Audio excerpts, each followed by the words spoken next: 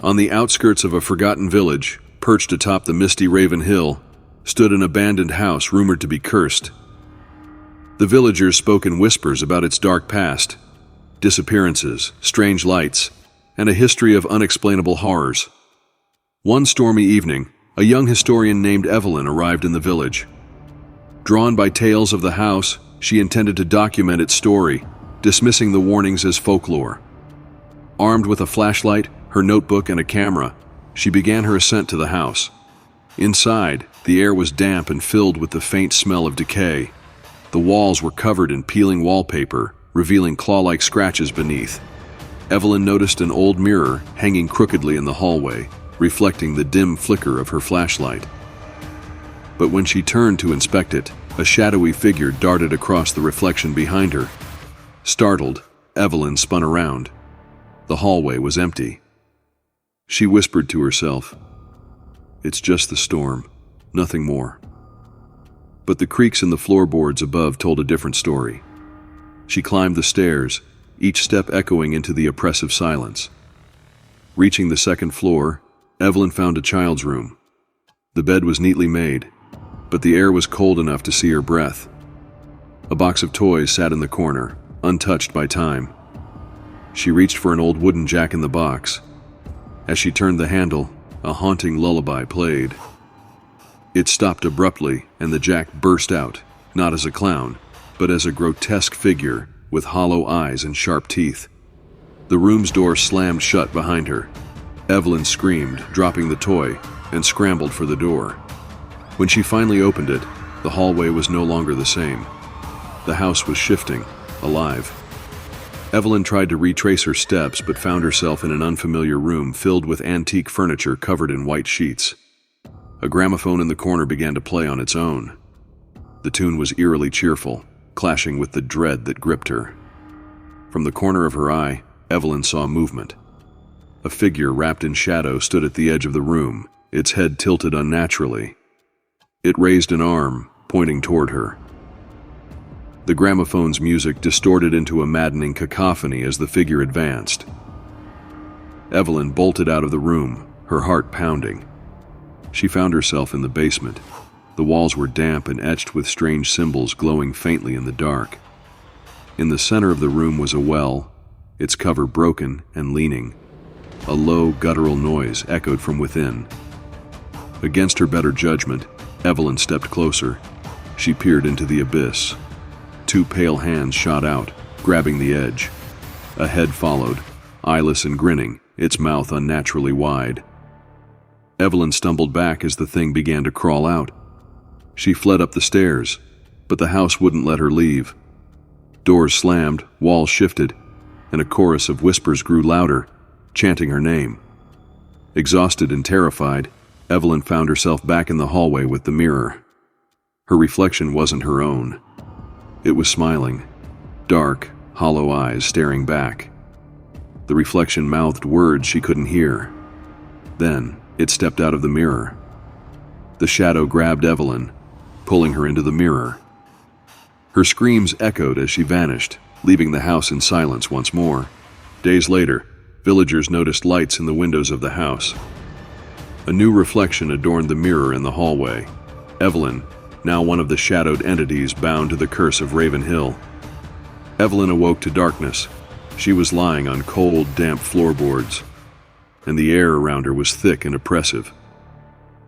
She vaguely remembered the mirror and the thing that had pulled her in. Now she was somewhere else, inside the house, but different. The walls seemed alive, pulsating faintly, and the ceiling stretched infinitely into blackness. A faint sound of scratching drew her attention. She turned her flashlight toward the noise but found only an empty hallway. The scratching grew louder, coming from inside the walls. Then, a voice, a child's whisper. "Help us." Summoning her courage, Evelyn followed the sound, her footsteps echoing unnaturally. The hallway ended abruptly in a door. Carved into the wood was a crude symbol, a triangle within a circle, surrounded by jagged lines.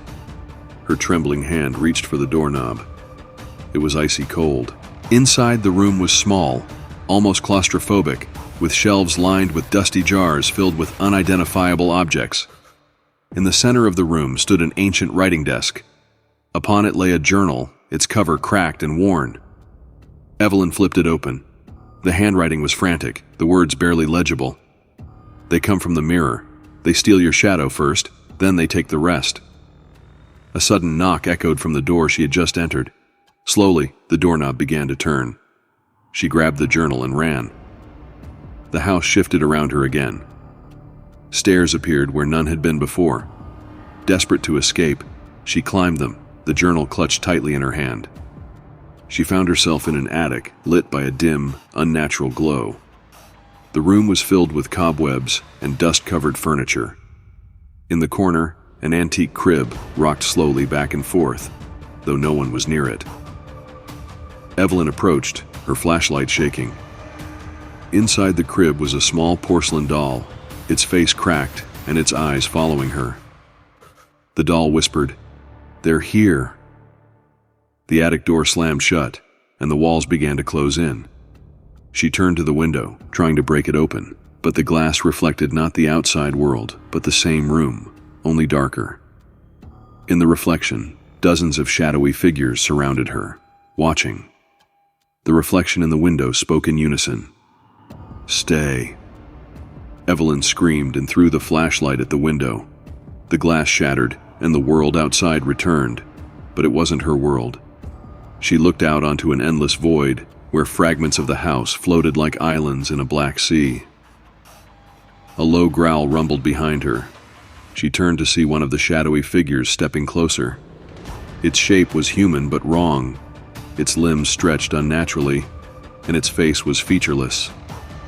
It extended a hand toward her, beckoning silently. Evelyn backed away, clutching the journal. She flipped through its pages frantically, looking for answers. One passage caught her eye. "To break free, you must leave behind what they seek, your shadow. Without it, you can escape their grasp." The figure lunged at her, but she dodged, spilling a lantern onto the floor. Flames began to spread, consuming the dry wood of the attic. Evelyn pressed her back to the window, holding the journal tightly. She felt the house begin to quake. The fire roared louder, consuming the shadowy figure. But as the flames grew, so did the dark shapes in the room. They emerged from the walls, the floor, even the ceiling, converging on her. Evelyn made her choice. She stepped onto the windowsill, the void beckoning her. With one final glance at the burning attic, she let herself fall into the nothingness. She awoke back in the village, lying in a field near Raven Hill. The house was gone, replaced by scorched earth and ash. The journal lay open beside her, its pages now blank. She touched her face, her arms. Everything seemed normal. But as she stood, she noticed her shadow no longer followed her. In the days that followed, Evelyn tried to return to her normal life. But every reflection she passed now showed something lurking just behind her, watching. The house might have let her go, but it hadn't truly let her leave.